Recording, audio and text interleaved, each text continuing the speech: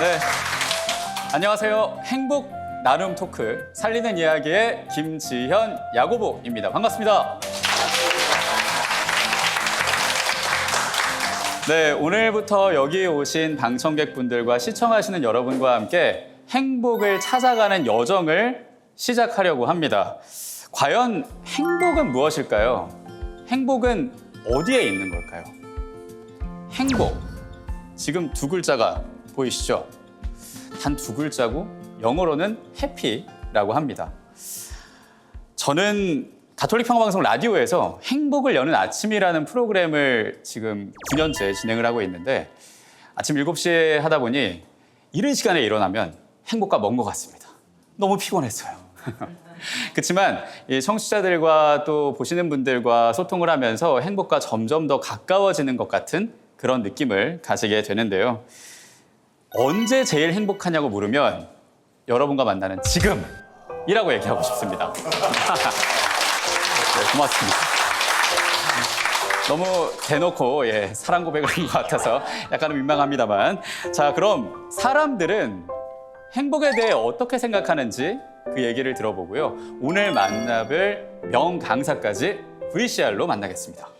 그냥 그 시간, 그 장소에 내가 그 자리에서 그걸 즐길 수 있을 때 앞에다 시니어자를 붙이니까 모든 게 편해져요.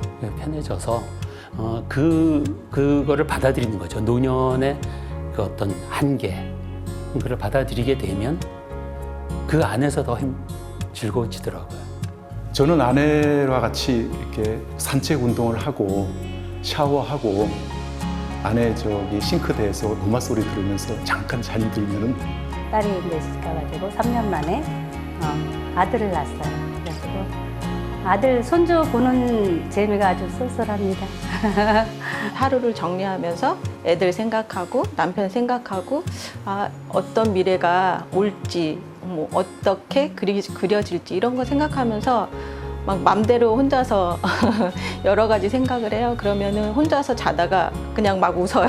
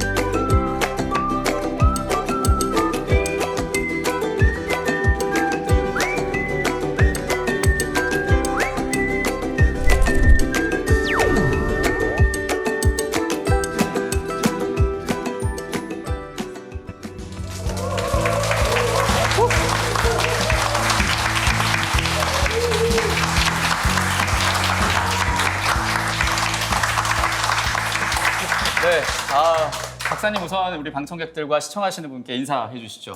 예, 안녕하십니까, 이시현입니다. 반갑습니다. 정말 만나 뵙고 싶었습니다, 박사님. 예.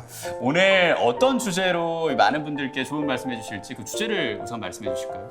예, 오늘은 뭐 아까 말씀하셨다시피 행복에 대한 이야기를 우리 여러분과 함께 나눠보고자 합니다. 예, 좋습니다. 근데 행복도 배워야 한다라는 주제로 오늘 말씀을 해주신다고요? 그렇습니다. 예, 배워야 한다. 요즘 뭐 만학도다라고 해서 이것저것 많이 배우는데 행복까지 배워야 한다고 하니까 배움의 끝이 없구나. 행복도 학원이 있나?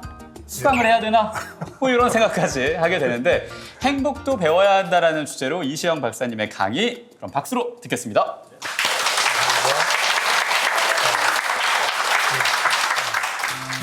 여러분 한번 해보시죠. 지금 당장 난 정말 행복하다. 그렇게 됩니까? 행복하고 싶다. 여러분 행복이라는 것은 이 감정 상태입니다. 예, 그래서 불행하는 것도 감정 상태고. 여러분 행복이 어디서 온다고 생각하십니까? 예? 마음에서. 마음은 그 어디 있습니까? 웃기만 하는 그 마음이 없는 것 같습니다. 마음이 우리 가슴에 있다고 생각하지만 가슴 속에는 아무것도 없습니다. 사랑하는 연인과 데이트를 하고 있다. 그럴 때는 정말 처음 만났을 때는 엔돌핀이 분비가 됩니다. 너무 기분이 신난다죠. 그러나 이제 행복은 언제 오느냐? 그때는 행복인 줄도 몰라요. 제가 이제 무대에서도 예수님 찬양할 때 노래를 할 때 그때가 제일 행복했거든요. 그러면 그 시간이 어쩌면 저한테는 세로토닌이 가장 많이 분비되는. 말씀을 오늘 너무 잘해주시니까 지금 세로토닌이 잘 나오는 것 같습니다. 예. 하루가 그냥 늘 똑같고 그냥 계속 똑같고 어떤 희망도 막 보이지 않고. 뭔가 시작을 하고 생각은 하지만 그 다음부터 떠오르는 생각들이 없으니까 자리에 그냥 앉아서 멍하니 보거나 답답해하거나 그런 경우가 많거든요. 여러분 행복하십니까? 네. 제가 물어보면은 얼른 예 소리가 안 나오는 것 같은 사람들이 더 많습니다. 여러분 우리가 병원에 입원해 있을 때는 내가 퇴원만 하면 얼마나 행복할까. 아플 때 그런 생각 다 하셨죠? 근데 지금 아픕니까? 그러면은 이제 저 병원에 입원하고 계시는 것도 아니면은 행복해야죠. 이게 사실은 행복한데 자기도 행복한 줄 몰라요. 그냥 보통 사람들은 그냥 넘어가는 겁니다. 특히 우리 한국 사람들의 표정은 굉장히 근엄하고 그래서 좀처럼 그 행복한 얼굴을 찾기가 쉽지가 않습니다. 여러분 우리 한국의 평균 그 지수가 60년대나 여러분 지금 60년대 태어났나요 참? 그때는 이 아프리카 평균보다 우리가 더 낮았습니다.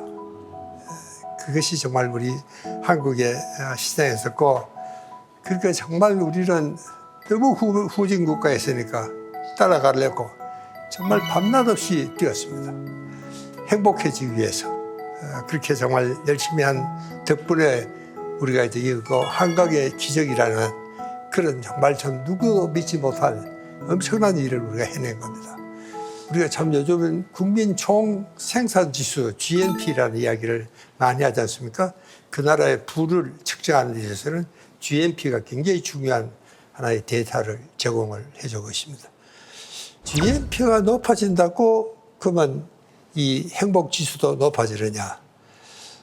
부탄에 가면은 정말 가난합니다. 그 참 오지에 사는 사람들인데 그런데도 그 사람들은 정말 행복합니다. 부탄의 왕은 이런 이야기를 합니다. 우리가 GNP라 그러듯이 이 GNH라 그럽니다. 그 양반은. 그러니까 이 Gross National Happiness. 그러니까 GNP가 높다고 GNH가 높아지는 것은 아니다. 물질적인 부가 꼭 그 행복을 가져다 주는 것은 아니다. 이렇게 생각을 하고 있습니다. 여러분도 우리가 88 올림픽을 할 때 여러분 그때는 태어났습니까?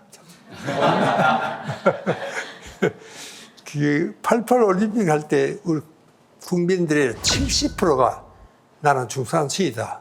이렇게 답변했습니다. 여러분 그때 GNP가 4,400달러였습니다. 그렇게 오래 이야기도 아니죠. 88 올림픽이니까. 근데 지금은 이제 얼마인지 우리가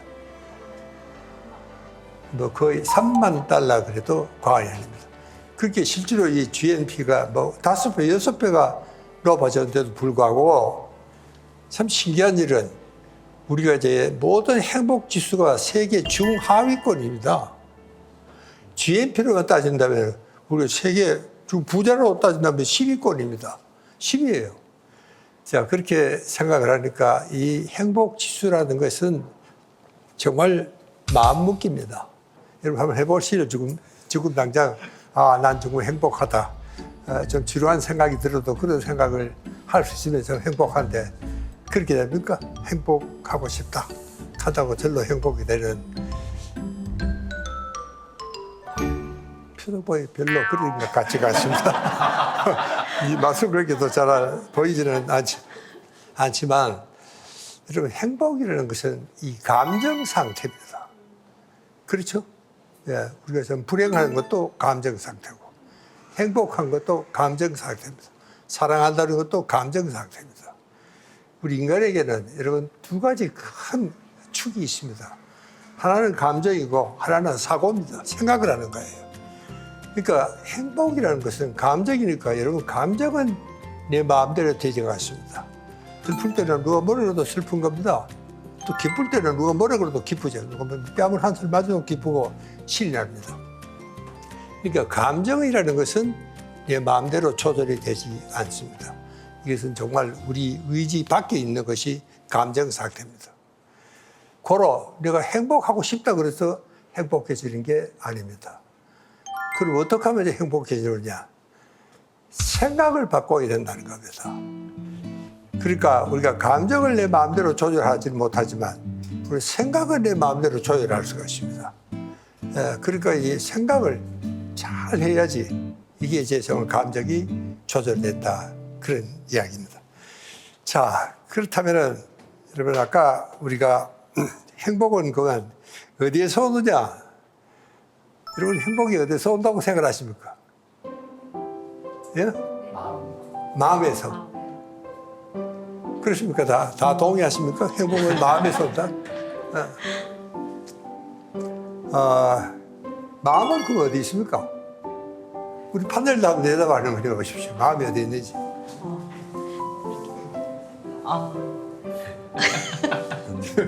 웃기만 하는 그 마음이 없는 것 같습니다.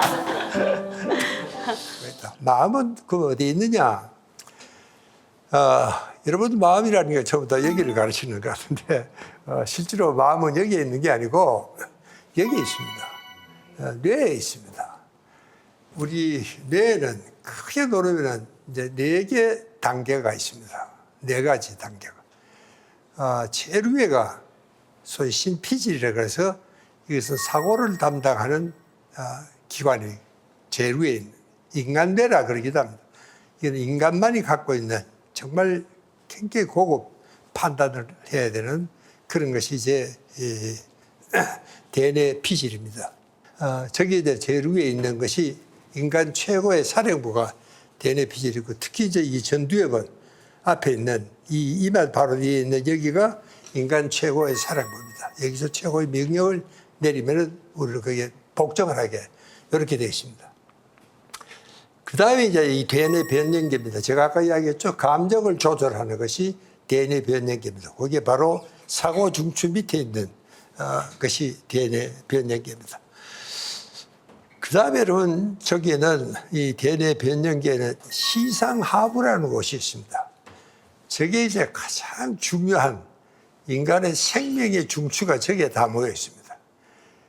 굉장히 작은 부위예요. 잘 보이지 않습니다. 우리 손마디보다 더 가는 해부해도 잘 보이지도 않는 그런 것이 저게 시상하부입니다. 저게 이제 자율신경사령부, 호흡중추, 모든 생명을 관장하는 운동중추가 저기에 있습니다. 그리고 그 밑이 이제 뇌간이라는 곳입니다. 저게 이제 우리의 생명을 관장하는 운동 담당을 하는 기관이 뇌간입니다. 저렇게 이제 이 뇌는요, 4계층으로 되어 있습니다. 그런데 이 뇌 속에는 신경 전달 물질이 많이 들어가 있습니다. 여러 가지가 있습니다. 어떤 학자들은 한 100가지도 넘게 이야기를 하는 사람이 있습니다. 그렇게 마음이라 하는 것은 따지고 보면은 우리 뇌 속에 있는 신경 전달 물질이 한 50여 가지도 있다 그랬지만 그 중에서 보통 때는 지금은 여러분은 굉장히 편안한 그런 상태입니다. 그러니까 이 뇌 속에 있는 모든 신경 전달 물질이 적절하게 밸런스가 잡혀 있는 이런 상태입니다. 그 중에서 어느 한 물질이 갑자기 무슨 자극으로 해서 높아졌다. 그러면 우리 뇌의 모든 감정 상태가 그쪽으로 쏠리는 겁니다. 어떤 자극이 우리 뇌에, 우리 머리에 전달이 되느냐, 정보가 흡수가 거기에 되느냐에 따라서 우리의 감정 상태가 바뀌게 이렇게 되어 있습니다. 그러니까 우리가 저 행복을, 내가 감정이라는 행복 자체를 조절할 수는 없지만 그래도 우리가 사고를, 생각을 잘 바꾸기만 하면은 우리가 행복해질 수도 있다. 그로 행복이라는 것은 학습할 수도 있다. 그런 이야기입니다. 그래 행복을 어떻게 배우느냐? 그럼 행복이라는 것은 우리가 생각을 잘 하면은 행복해질 수도 있다. 그래서 행복도 배워야 한다. 하는 말이 나오게 되게 이렇게 되어 있습니다. 예. 행복은 감정 상태고 그 감정 상태는 머리로 조절할 수 있다. 그러니 생각을 바꿔야 한다라고 얘기해 주셨습니다만 그래도 그 감정 상태는 결국 마음에서 오는 거 아닌가 라는 그런 생각을 하게 되거든요, 박사님. 그러니까 이게 뇌과학 이야기 할 때 마음 하는 이야기 자꾸 안 하시는 게 좋습니다. 그래서 할 이야기가 없어져 버립니다. 마음은 정말 여기에 있는 건 아닙니다. 왜 그런데 옛 사람들은 마음이 가슴에 있다고 생각을 했냐면은 이 가슴이 어떤 자극을 받았을 때 가장 빨리 신체적으로 영향을 미치는 것이 가슴입니다.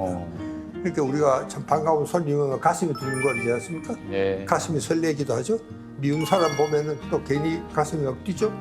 이런 것들이 전부 다 이 사람들은 마음이 우리 가슴에 있다고 생각하지만 가슴 속에는 아무런 것도 없습니다. 마음이 없습니다, 사실은요. 그러니까 우리가 이 마음이라고 하는 것은 굉장히 이제 형이상학적인 그런 차원에서 이야기인데 그것을 좀 구체적으로 이야기를 하면은 어디 있느냐? 마음은 뇌 속에 있습니다. 그리고 이 뇌의 작용이 마음 상태를 결정을 한다. 그런 이야기입니다. 박사님 말씀 들으면서 저도 생각은 내가 이제 조금 속상하긴 하더라도 미워했던 마음을 생각으로 이렇게 살짝 바꿀 수는 있잖아요. 억지로라도. 근데 이 마음을 바꾼다는 건 사실 쉽지 않거든요. 그래서 저는 이 생각이 마음에 담기는 주머니, 그러니까 마음이 주머니 역할을 한다고 생각했는데 박사님 말씀을 들으니까 오히려 마음을 뇌에 담을 수 있는 오히려 뇌가 큰 주머니 같은 역할을 하는 게 아닌가 그런 생각이 좀 들었습니다. 아, 정말 표현 잘해 주셔서 제가 다음에 설명할 때 그렇게 하겠습니다. 그러니까 실제로 뇌과학적으로 이야기를 한다면은 가슴하고 마음은 아무 상관이 없습니다. 그래도 이 가슴은 감정 상태, 특히 심장은 굉장히 감정 상태에 예민해집니다. 그리고 우리 깜짝 놀랄지도 가슴이 두근거리지 않습니까? 그런 모든 것들 때문에 옛날에 우리 조상들은 마음은 가슴 속에 있다. 그렇게 이제 생각을 하게 된 겁니다. 마음이라는 것은 그러니까 이 뇌신경 전달 물질 왜 제가 이렇게 어려운 말을 들으냐면 호르몬이라고 여러 번을 대충 이야기를 했지만 그거는 조금은 다릅니다. 그래서 제가 전문적인 이야기를 하자면 뇌신경 전달 물질, 영어로 뉴로 트랜스미터라고 이야기합니다. 그것이 우리 뇌에는 여러 가지가 있습니다. 근데 그 중에서 제일 많이 인정되는 것, 제일 많이 동원이 되는 것, 그래서 그거를 마음의 삼원소라고 이렇게 부르고 있습니다. 뇌과학자들은. 그게 이제 세로토닌도 그 중에 물론 하나고, 그 다음에 이제 노르아드레날린이라는 쪽에 있습니다. 지금 우리가 보통 학자들은 NA라고 그렇게 부릅니다. 그 다음에 제일 가해가 이 도파민, 엔돌핀. 이렇게 저 세 가지가 실제로 평소에 우리 생활하는데 제일 많이 동원되는 신경 전달 물질이라서 우리가 저거를 마음의 삼원소다 그렇게 이야기를 합니다. 근데 저기에 세로토닌 그러면 이제 이 머리에 속에 세로토닌이 가득 차면 무척 행복해집니다. 최근에 학자들은 세로토닌과 옥시토신을 거의 동급으로 이야기를 하고 있습니다. 가령 예를 들면 우리가 세로토닌이 행복이라고 그랬지만 정말 우리 인간이 정말 지구의 행복이라는 순간이 어떨 때냐. 엄마가 아기를 안고 젖을 먹이는 동안입니다. 그때 엄마만큼 또 그때 그 아이만큼 참 행복한 사람은 이 세상에 없는 것 같은 이런 생각을 누구나 하게 됩니다. 그래서 이 옥시토신이라는 말은 그전에는 여자들에게만 있는 것이다. 또 그렇게 생각을 했습니다. 모성애니까. 그러니까 모성애의 근본이 뭐냐? 옥시토신입니다. 이게 굉장히 귀한 물질입니다.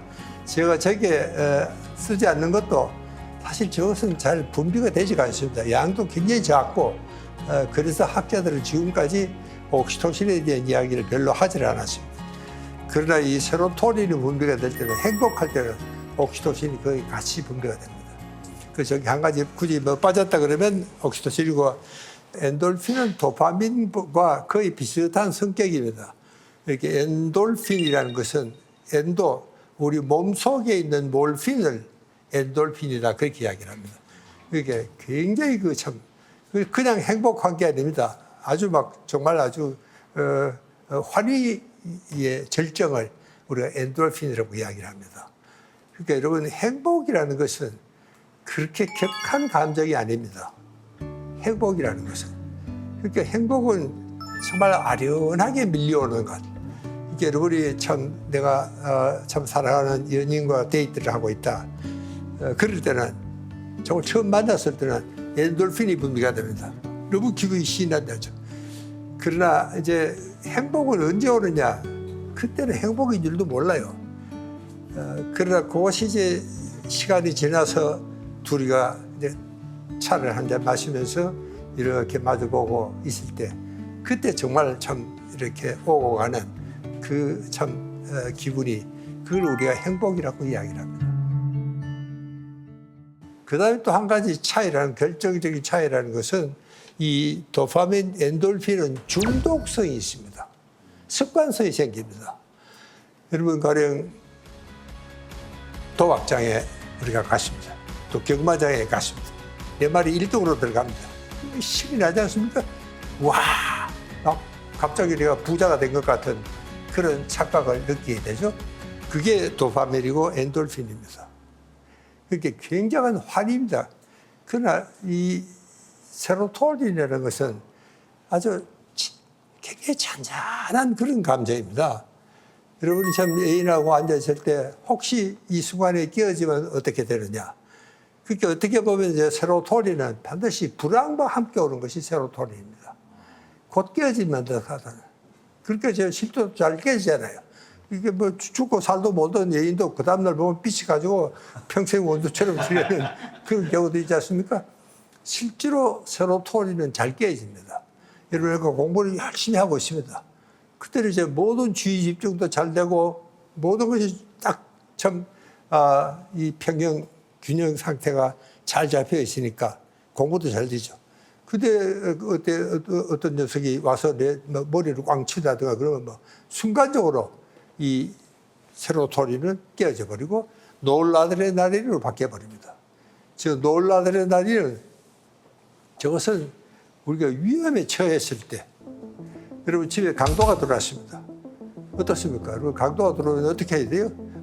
안녕히 오십시오 하고 인사를 할 수는 없잖아요.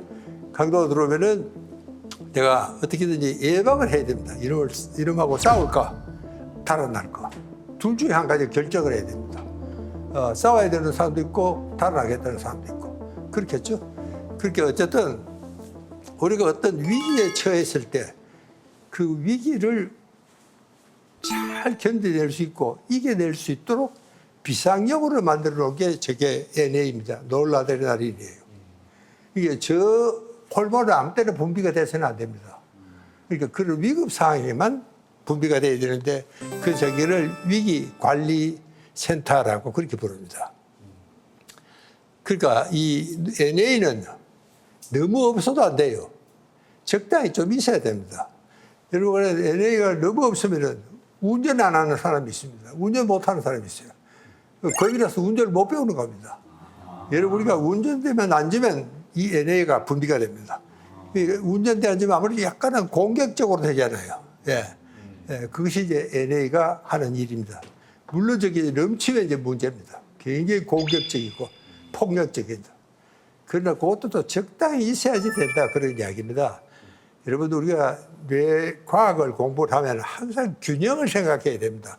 어느 한쪽만 많다고 좋아지는 건 아닙니다. 이게 적절히 그때 상황에 맞게 이 조율이 잘 돼야 되는 것이 우리가 이제 마음이 편안한 상태다 그렇게 이야기합니다. 자, 그러니까 이 공격성 발동이 된다든가, 혹은 이쪽에 저 도파민, 엔돌핀이 너무 많이 저를 분비가 된다든가, 이것도 정말 문제가 되죠. 이제 그럴 때 이것을 조절하는 호르몬이 무엇이냐면 세로토닌입니다. 이렇게 NA나 또 엔돌핀이나 이런 것을 적절한 범위 내에 조절합니다. 그래야지 마음의 평정이 오는 겁니다. 제가 아까도 얘기했죠. 그렇게 격한 감정이 아니고 세로토닌은 굉장히 아주 참 잔잔하고 차분한 기분입니다. 세로토닌은요. 행복이라는 것은 그렇습니다. 그렇게 격한 감정이 아니라 그랬죠. 그러니까 이 세로토닌은 노르아드레날린의 격정, 폭력성, 또 도파민, 엔돌핀의 중독성, 이것을 방지를 해주는 게 세로토닌입니다. 말씀하신 이 세 가지 요소가 있지 않습니까? 예. 그러면 이제 제가 듣기에는 이 세 가지의 요소는 저희가 생각으로 조절할 수가 없을 것 같아요. 예. 그러면 뇌 공부를 저희가 조금 더 열심히 하면 행복에 더 가까워질 수 있는 어떤 그런 게 될까요? 가능할까요, 그게? 그렇죠. 그걸 우리가 다음 시간에 합시다. 너무 빨리 가지 마시죠. 예. 그러니까 우리가 마음에는 우리가 여러 가지 신경 전달 물질이 녀석이 많이 들어있지만 그러나 제일 자주 등장하는 것이 저 세 가지입니다. 그래서 내가 마음의 사몬소라고 과학자들을 그렇게 부르고 있습니다. 저게 제일 자주 동원이 되니까요.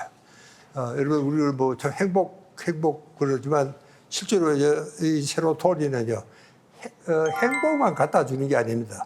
우리 마음이 평양 상태를 유지해 주는 것. 그러니까 우리가 이 세 가지가 적절하게 균형이 잘 잡혀 있어야 된다. 그 이야기를 제가 말씀을 드리려고 합니다. 저는 국제모의수의 전문가로 아이연구소를 운영하고 있는 곽윤철입니다. 박사님은 제가 이제 고등학교 시절에 배짱으로 삽시다라는 책을 읽고 제가 정말 마음이 많이 두근거렸던 기억이 나고요. 네, 또 오늘 이렇게 직접 뵈니까 더 마음이 진짜 두근거립니다. 오늘 이제 박사님 강의를 들으면서 드는 생각이 엄마들이 아이를 데리고 있으면 정말 잔잔한 행복을 느껴요. 아마 그 순간이 그 세로토닌 호르몬이 나오면서 엄마가 아마 그런 잔잔한 행복을 느끼는 것 같아요. 그런데 그러면서도 어느 순간 다시 아기가 잘 자라고 있나? 이런 불안, 또 아이가 이렇게 안 먹으면 어떡하지? 너무 많이 먹는 건 아닌가? 이런 어떤 두려움, 이런 것을 이렇게 순간적으로 탁 느끼면서 혼란을 겪기도 하는데 오늘 박사님 말씀을 들어보니까 아, 그럴 수 있겠구나. 세로토닌과 옥시토신이 나오면서 순간 또다시 그 NA 호르몬이 나오는구나. 이런 아주 정말 엄마들을 이해하는데 너무나 큰 도움이 되었습니다. 저는 오늘 이제 좀 알게 된 것 같아요. 뭐냐면 저한테도 세로토닌이 나왔던 시간들이 있었는데 이제 박사님 강의 듣기 전에 몰랐죠. 근데 그 시간이 언제냐면 제가 이제 무대에 서서 예수님 찬양할 때 노래할 때 그때가 제일 행복했거든요. 그러면 그 시간이 어쩌면 저한테는 세로토닌이 가장 많이 분비되는 그런 시간이 아니었을까 그렇게 깨닫게 됩니다. 네, 맞습니다.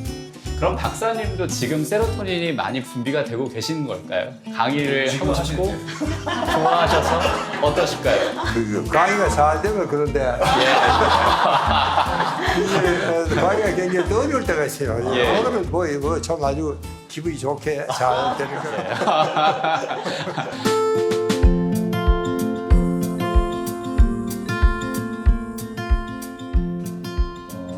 20대 초반에 매일 반복되는 그냥 다람쥐 쳇바퀴 같은 그런 어떤 삶들. 그러니까 약간 좀 정서적으로 좀 많이 이렇게 메말랐던 것 같아요. 그러니까 다른 사람들이 제가 찬양하는 모습을 보면 왜 이렇게 우울하냐고. 찬양을 하는데. 찬양하는데 너무 기쁘게 해야 되는데 너무 우울하다고, 우울해 보인다고 그런 얘기 가끔 들을 때가 있었어요. 예. 너무 그렇게 바쁘게 막 이렇게 쫓기다 보면은 우리가 이 감동을 하지 않는 생활이 계속이 될 수가 있습니다. 감동을 여러분 못한다. 저는 이 감동이라는 말을 굉장히 중시하게 생각을 합니다. 특히 이제 연예인들은 뭐 이 청중을 감동시키자면 연예인의 뭐 생명이 죽고 다닙니다 정말. 이 감동에 대해서 눈물을 흘린다 가요. 감동의 눈물만큼 강력한 치유제가 없습니다. 요즘은 이제 웃음 뭐 그런 또 그것도 좀 많이 합니다.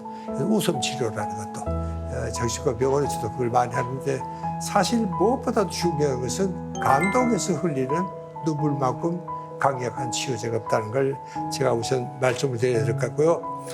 그러니까 이게 이 감동이라는 것은요, 느껴서 움직인다 그런 뜻이죠. 한번으로 보면은 특히 이제 우리가 이 감동을 할 때 너 기분이 어떠냐 물으면은 사람마다 다 다릅니다. 어떤 사람은 감동이 돼서 울었다는 사람도 있고, 그렇죠? 어떤 사람은 이제 감동이 돼서 막 전신해야죠. 막 정말 부르르 떨리고 그런 사람도 있고, 아주 뭐 마비가 됐다는 사람들도 있고, 굉장히 많습니다. 이게 왜냐하면은 감동이라는 것은 아까 우리가 저 뇌에서 봤죠. 그 위에 있는 심피질과 사고의 최고의 사령부죠. 또 그 밑에 있는 변연계, 감정을 조절하는 거죠. 이 두 기관 사이에 일어나는 운동이 감동입니다. 세로토닌뿐만 아니고 정말 아주 도파민, 엔돌핀, 뭐 심지어 노르아드레날린까지도 아주 분비가 되는 그런 순간이 감동입니다. 감동을 잘한다는 것은 뇌에 그만큼 유연성이 있고 여유가 있어야 된다. 그런 이야기입니다. 그래서 참 이 잔잔한 감동은 우리 일상생활을 굉장히 윤택하게 그렇게 부드럽게 만드는 윤활유 역할을 할 수도 있고, 또 아주 벅찬 감동은 그 사람의 인생을 바꿀 수도 있습니다. 그래서 참 이 잔잔한 감동과 벅찬 감동, 이것은 뭐 사람에 따라서 물론 다를 수는 있겠지만 이제 그런 그 감동을 느낄 수 있는 그런 사람이 정말 정서적으로 아주 풍부한 사람입니다. 감동을 잘하는 사람도 있습니다. 저는 상당히 감동을 잘하는 편입니다. 이를 강연하면서 괜히 제가 막 울어요. 그래서 사람들이 보면 저 다 큰 사람이 뭐 저렇게 그런 이야기도 하게 됩니다. 저는 이제 엄마들하고 같이 있으면서 사실 엄마들이 아이들 데리고 모여서 하거나 아이와 함께 이렇게 지내는 모습을 보면 정말 저도 감동을 많이 받고 있거든요. 예. 그래서 엄마들이 얼마나 정말 훌륭한 일을 하는지, 또 그 엄마들이 행복하게 또 감동스러운 그런 경험들을 많이 했으면 좋겠다라는 생각을 정말 많이 해요. 그런데 정말 생각만 많고 내가 엄마들에게 이것을 어떻게 전달해야지 될지 전혀 시작을 못하고 있습니다. 때론 이제 책을 한 권 쓰고 싶은 마음도 있는데 책을 쓰고 싶다라는 생각만 갖고 있지 시작도 못하고 있고, 또 어떻게 이 부분을 엄마들에게 잘 강연할 수 있을까, 이야기를 좀 전달할 수 있을까, 이런 것도 생각만 갖고 있지 전혀 시작을 못하고 있습니다. 그런 사람들이 참 많죠. 원래 게으른 사람이 하고 싶은 일이 많습니다. 네. 맞아요.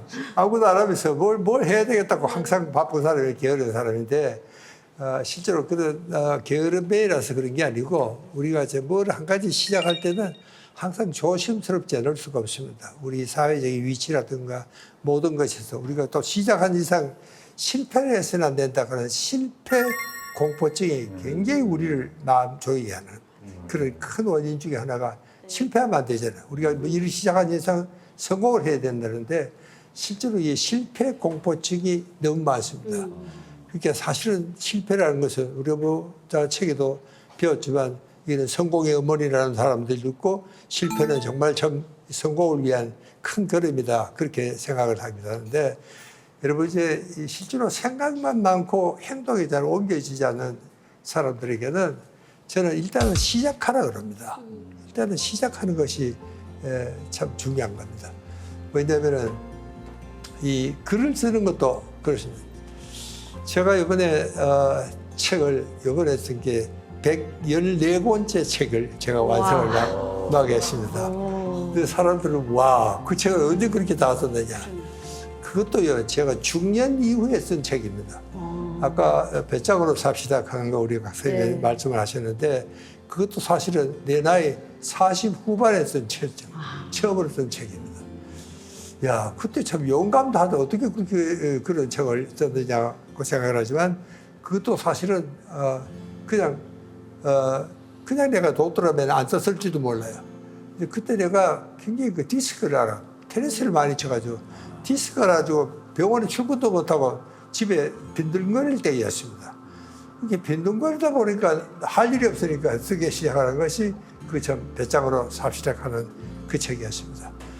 여러분 그게 지금까지 한 200만 부가 팔렸다는데 실제로 제가 그 책을 쓰는 것은 한 일주일 만에 다 썼습니다. 예. 왜냐면 제가 하고 싶은 이야기가 너무 많았습니다. 그래서 일단은 쓰면은 쓰기 시작하면은 우리 뇌 속에는요 이 관성의 법칙이라는 것이 있습니다. 내가 일단 한번 시작하면은 그 일을 하게 됩니다. 계속. 여러분 우리가 어쩌다가 참 자기도 모르게 노래를 부르게 됩니다. 근데 계속 그거만 불러요. 이 관성의 법칙입니다. 예, 그렇기 때문에 우리가 일단 한번 시작하면은 결국 끝을 보게 되는 이런 것들이 참 많습니다. 일단 시작하시라고 하시는. 예. 연필부터 잡아야겠어. 그러니까요. 용기를 받으셨는데 사실 겸손하게 말씀하시는 게 대표님도 저자십니다. 아, 그렇죠. 예, 통곡 없이 잠잘 자는 아이의 비결을 이렇게 책을 쓰시고 그래서 많은 이 어머니들에게 또 감동을 주신 분인데 두 번째 책을 그러면 기대하겠습니다. 그리고 우리 이시영 박사님은 머릿속에서 전하고 싶은 것들이 너무 많아서 쭉쭉쭉 연필이 못 따라갈 정도로 책을 쓰셨다고 했는데 저는 제가 하는 일에서 제일 스트레스 받는 것 중에 하나가 개편입니다. 뭔가 항상 새로운 것들을 생각하고 바꾸고 이어가야 하는데 예. 저는 박사님이 너무 부러운 게 그렇게 전 머리에 많지가 않은 것 같아요. 예. 그래서 뭔가 시작을 하고 생각은 하지만 그 다음부터 떠오르는 생각들이 없으니까 자리에 그냥 앉아서 벙하니 보거나 답답해하거나 그런 경우가 많거든요. 예. 그럴 때 어떻게 하면 좋을까요, 박사님? 책을 쓰다가 뭐 콱 맥히고 더 이상 안 나갈 때는요. 우리가 본능적으로 뭐 방안을 서성이거나 또 뜰을 서성이거나 이 본능적으로 그렇게 하게 돼 있습니다. 그러나 이제 저는 뭐 의식적으로 그렇게 하는 데가 많습니다. 몇 군데를 정해놓으면 됩니다. 가령 저는 그 전에 우리 고려병원에 오래 근무를 했기 때문에 제가 이제 정말 뭐가 이 그림에 기면은 저는 고려병원에서 그 옛날 돌담격 저기 그러니까 그 고성에 있는 이화여고 뒷골목으로 해서 그렇게 제가 그 길을 잘 걸어다닙니다. 근데 그 길을 걸어가면은 뭐가 아이디어가 떠오릅니다. 예. 그래서 저는 그 길을 참 좋아합니다. 그렇게 연상이 잘 되는 거리가 있습니다. 그런 자극이 있으면 그런 자극을 찾아서 가는 것도 한 가지 좋은 방법이고요.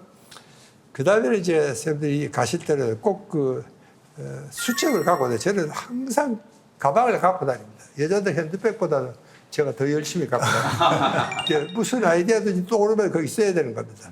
그때 지나가 버리면 영영 안 떠오릅니다. 그러니까 이제 그때 저는 이걸 뭐 제 나름대로 소크라테스 워킹이다 그렇게 이름을 붙였습니다. 생각을 하면서 산책을 한다 이런 뜻입니다. 생각을 하면서 그렇게 이제 이렇게 이제 걸으면은 뭐 좀 그런 저런 생각이 안 떠올 때는 안 떠오르는 대로 괜찮습니다. 그러나 떠오르면 또 떠오르는 대로 참 좋은 아이디어가 연노이 돼서 일어나면은 그 자리에서 앉아서 저는 서서라도 쓰고 갑니다. 그거를 꼭 좀 이제 습관화 시키는 것도 한 가지 방법이 아닐까 그런 생각을 합니다. 그래야겠네요. 이제 저만의 오솔길을 좀 만들고 그 길을 걸으면서 예. 박사님처럼 저도 핸드백 하나 장만해 그러면 또 좋겠다라는 생각도 들고요. 네.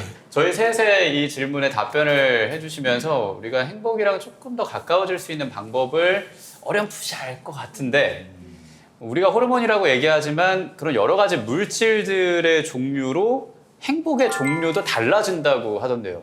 박사님, 그 얘기를 좀 이어주실까요? 감정 상태라는 것은 제가 아까도 얘기했지만 여러 가지 신경 전달 물질 중에서 어느 물질이 많으냐에 따라서 감정 상태가 결정이 된다 그랬죠. 네. 예. 그렇기 때문에 실제로 이제 우리가 정말 아까 NA도 놀라드리는 공격성 호르몬도 우리가 정말 행복을 가져다 줄 수도 있습니다. 그러니까 예를 들면요, 이제 그 참 나쁜 사람이지만 내가 정말 화가 나서 주변에서 미울 때는요. 이 머리라도 한 대 치고 나면 속이 시원하잖아요. 그런 행복도 있긴 합니다만은 그거는 정말 굉장히 파괴적인 그런 행복이고 또 어떤 호르몬이 분비가 되느냐에 따라서 이제 행복의 종류는 정말 달라지는 것도 사실입니다. 엔돌핀이 분비가 되면은 굉장히 광적입니다. 여러분 우리가 정말 이 한일 축구 시합 때 우리 한 골 넣으면 정말 막 나는 우리 아파트가 무너질까 겁나더라고요. 하도 막 활약 그거는 정말 그냥 기쁨이 아닙니다. 이게 또 환희죠, 그야말로. 그런 것이 또 엔돌핀이고 도파민은 그렇게 강력한 그런 걸 갖고 있습니다.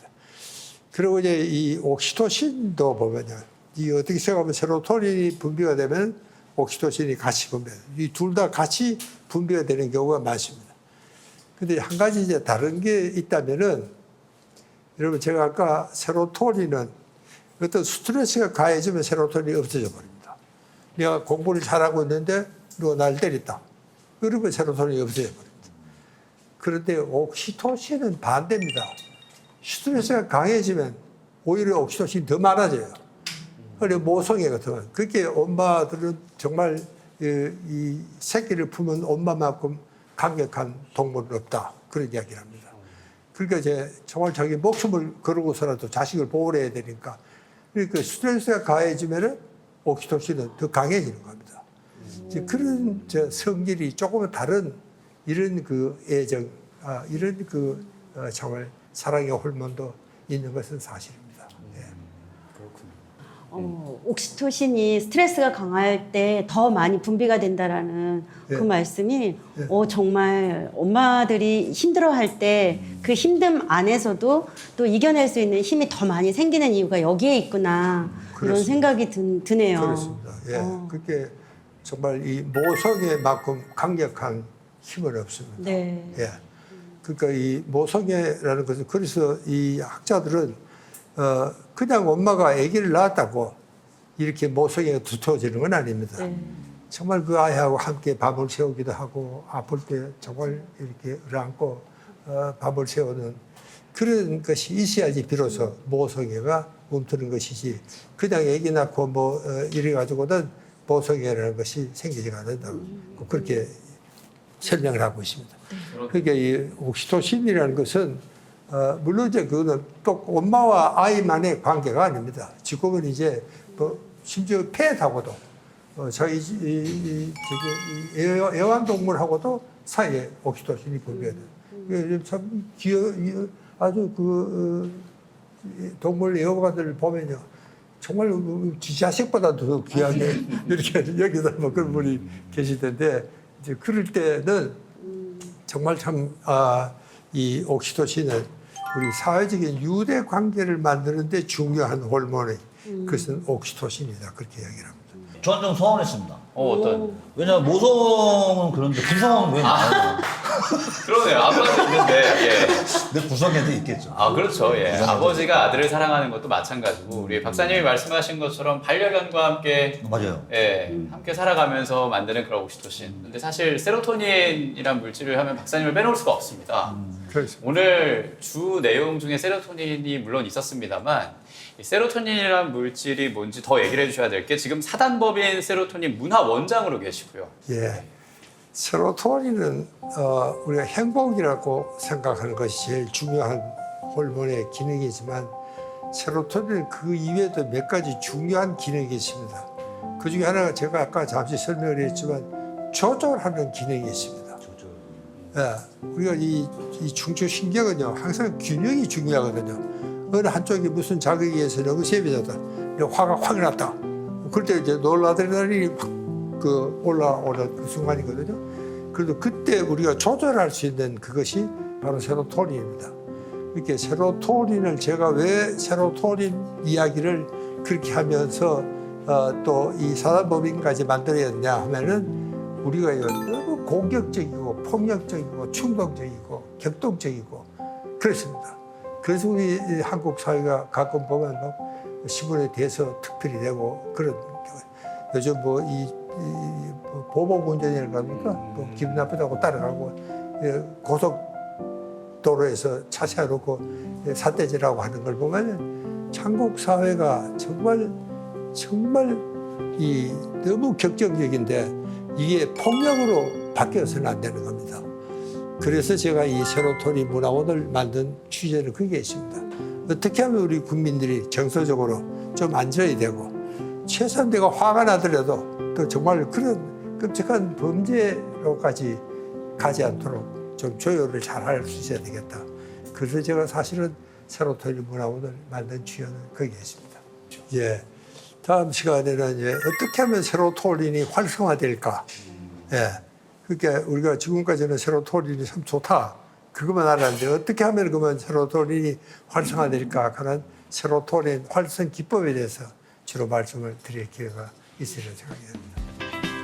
감사합니다. 예.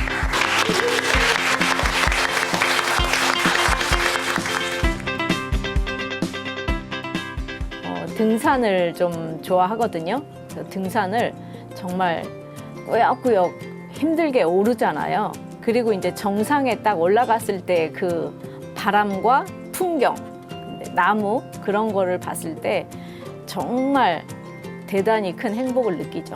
행복해요. 또 가끔 안 행복하기도 한데 저는 제가 행복해지려고 저한테 많이 물어봐요. 그래서 특히 저는 이제 철저하게 고독해지려고 해요. 그러니까 누군가로부터 속박받지 않으려고 해요. 좀 독특하긴 한데